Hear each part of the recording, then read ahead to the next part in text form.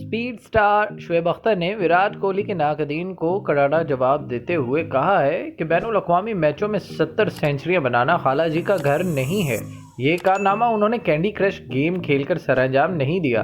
कोई बड़ा खिलाड़ी ही ऐसी कारकर्दगी दिखा सकता है। शोएब अख्तर ने कहा कि वो कपिल देव की राय का एहतराम करते हैं क्योंकि वो ये बात कह सकते हैं, वो एक खुद लेजेंड हैं। इनको ये बात जेब देती है, लेकिन किसी और को हक नहीं पहुंचता कि वो विराट कोहली की परफॉर्मेंस पर बात करे। शोएब अख्तर का कहना था, कपिल देव मेरे सीनियर हैं और इनका एक विजन है और वो अपने ख्यालात का इजहार ठीक तरीके से कर सकते हैं। मैं इनके ख्यालात का एहतराम करता हूँ।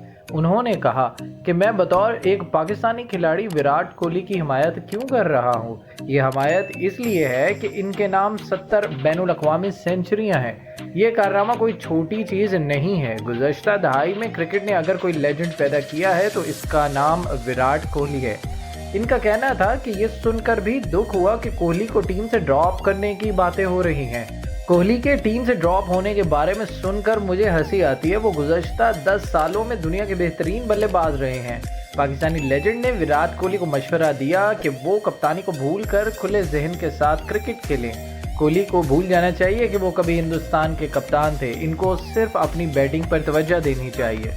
प्लीज़ हमारे चैनल को लाइक और सब्सक्राइब कीजिएगा और बेल आइकन पर क्लिक करें ताकि मज़ीद मालूमात का सिलसिला आप तक जारी रहे।